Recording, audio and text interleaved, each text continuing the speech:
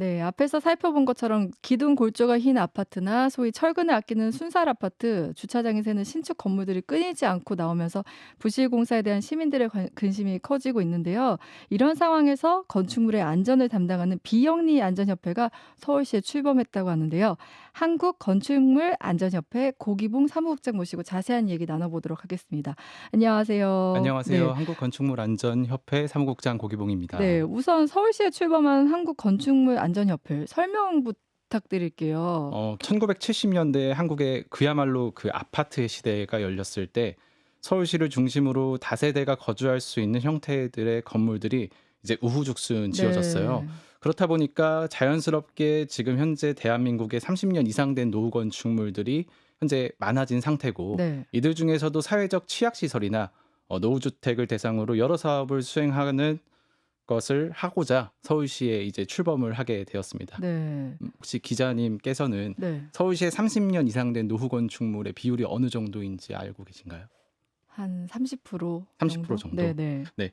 국토교통부 발표 기준으로 2023년 전국 건축물 현황 자료에 따르면 네. 주거용 건축물 노후 비율은 서울시 기준으로 57.5%이고요. 어. 현재 지방은 이보다 더 많고, 부산 같은 경우는 네. 주거용 건축물 노후 비율이 68%를 넘어섰습니다. 네네네. 그러던 중에 특정 지역 건축물들이 일정 수준 이상으로 기울어지는 일들이 생기는 것을 확인을 했습니다. 네. 그래서 기존 연구에서는 지속 가능성에 대한 어떤 부족으로 증명하는 데 한계가 있었던 일들을 설명할 수 있을 것 같다라는 어떤 기대감을 가지고 이제 출범을 하게 되었습니다. 근데 이 협회가 서울시 최초로 허가한 건축물 안전 관련 협회로 들었는데, 그러면 신축이든 구축이든 서울 내의 건축물의 안전도에 대해서는 서울시도 이제 관리의 시급성을 좀 인식했기 때문에 이렇게 출범을 했겠죠. 최초라는 표현은 아마 사회적 취약시설 또는 노후주택에 대해 뒤에서 설명드릴 사물인터넷이라는 기술을 접목을 시켜서, 사물 인터넷 기술이요? 네, 네. 안전진단을 안전진단을 한다라는 고유 목적에 한해서 쓰는 게 조금 더 적합할 것 같고, 음. 지역별로 주거 형태나 어떤 기후적 요인이 다 다르기 때문에 다른 그쵸. 지역도 완전히 또 배제하고 있지는 않습니다. 그러면 이제 설립 배경은 설명을 들었는데 구체적으로 어떤 일을 하는 곳인지 궁금해요. 우리가 그 흔히 아파트 재건축 이야기를 할 때 안전진단이다, 뭐 몇 등급이다 네. 이런 이야기들을 하는데, 네네. 그때 들어본 안전진단이 이제 기존에 이루어지고 있던 안전진단이고요. 네네. 문제는 이렇게 정기적으로 안전진단이 이루어지는 의무관리 대상에서 제외된 임의관리 대상 건축물들인데, 아. 말이 좀 어렵기는 한데 이제 주로 중소형 건축물이구나라고 이제 생각을 하시면 되고요. 네. 그러니까 건축물에는 의무 관리 대상이 있고 임의 관리 대상이 있는데, 네, 의무 관리 대상은 보통 대단지나 뭐 대규모로 지어진 건축물이고, 맞습니다. 임의 관리 대상은 뭐 우리가 생각하는 건물 하나짜리도 있을 수 있고 뭐 몇 개 이렇게 지어진 약간 소규모 단지나 뭐 맞습니다. 소규모 건축물들을 모아놓은 건데, 네, 그 임의 대상 관리 대상 중에서도 지금 30년 이상 된 노후 건축물이 한 46%에 달한다. 맞습니다. 그 46%를 협회가 이제 관리하게 될 것이다. 이렇게 정리를 하면 될까요? 맞습니다. 네.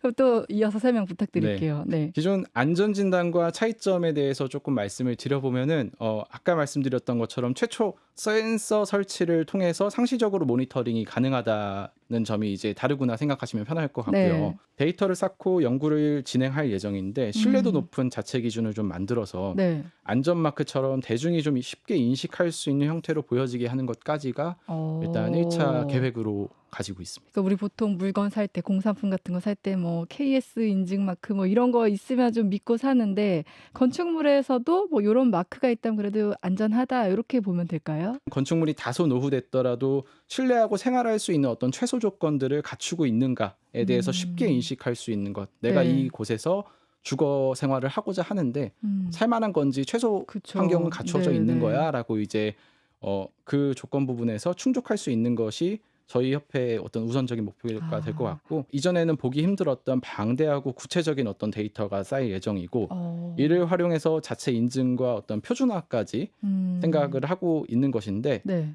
노후 건축물뿐만 아니라 일반 건축물이나 어떤 신축 건축물, 건축 자재 등에도 실험적으로는 적용해 볼 계획을 가지고는 있습니다. 의무 안전 진단을 해야 될 의무 관리 대상보다는 사각지대에서 발굴해야 된다는 점 때문에 더 어려운 점이 있을 것 같은데 네. 이제 여기 살아가야 되는 사람들 입장에서는 내가 발견하지 못한 부분을 전문가들이 찾아준다고 하니까 좀 안심이 될 것 같다 이런 생각이 드는데요. 맞습니다. 근데 말씀하신 것처럼 신축 건물의 건축 과정에서 생겨나는 부실 공사나 뭐 자재 관련 이슈도 언급하셨는데 이에 대한 대책이 있나요? 최근 아파트 문제나 인증 문제 같은 어떤 여러 이슈들이 있는 것은 인지하고 있고요. 네.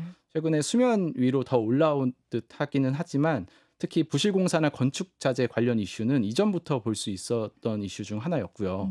협회 관점에서 조금 더 보자면 네. 건설 과정 중에 건축 자재 서류에 대한 어떤 관리나 투명성이 확보되지 않은 부분을 문제 원인 중 하나로 짚어볼 수 그쵸. 있을 것 네네. 같습니다. 그래서 자재를 납품할 때 주고받는 기본적인 품질 정보나 어떤 시험 성적서 같은 여러 서류에 대한 관리나 투명성을 말씀드리는 것인데 네. 협회에서는 건축물 안전성을 모니터링하면서 자연스럽게 건축 자재 특성이나 어떤 비용과 같은 데이터도 쌓게 될 예정이고요. 아 네네네. 이에 블록체인 기술을 활용해서 누가 언제 어떤 자재를 납품했는지 기록해서 보안도 좀 철저하게 하고 투명하게 볼 수 있는 구조가 만들어지면 네. 어떨까 생각 정도는 이제 해볼 수 있을 것 같고 네네. 추후 기회가 된다면 시스템이 잘 구축되어 있는 어떤 대형 건설사보다는 서류 관리에 좀 어려움을 겪고 있는 소형 건설사들 네. 위주로 먼저 협력을 좀 해서 시범적으로 정보를 안전하고 투명하게 관리할 수 있는 시스템을 만들어서 자재 증명제라고 네. 좀 표현을 해볼 수 있을 것 같습니다. 네, 이렇게 설명을 들으면서 처음에는 안전 진단을 하는 게 주 업무라고 생각을 했는데 네. 얘기를 듣다 보니까 이 부실한 뭐 건물이나 그런 자재나 이런 거에 대한 데이터를 쌓아가면서 향후에 그런 사안을 좀 미리 예방하는 측면도 있겠다 이런 생각이 들어요. 물론입니다. 네. 동시다발적으로 아마 이제 저희가 상시적으로 기존의 안전진단 체계에 대해서 다른 방향과 다른 범주에서 공공의 손길이 좀 닿기 어려운 범주부터 이제 접근하는 것도 있고 네. 미리 말씀하신 것처럼 예방하자라는 차원에서 있는데 그 배경이 이제 건축물들이 많이 노후가 되고 있으니 이걸 조금 더 사고 같은 것들이 좀 발생하기 전에 미리 네. 체크하면 좋겠다라고 하는 차원에서 이제 설립을 하게 되었습니다. 네. 기본적으로 안전하게 살 권리라는 말이 되게 크게 와닿았는데요. 사실 우리가 소외된 사람들이랑 잘 둘러보지 못할 때가 많잖아요. 근데 이렇게 협회에서 직접 나서서 이렇게 점검해 준다고 하니까 좀 마음이 놓이고요. 앞으로 한국건축물안전협회 활동을 기대해 보고 응원하도록 하겠습니다. 지금까지 한국건축물안전협회 고기봉 사무국장이었습니다. 고맙습니다. 감사합니다.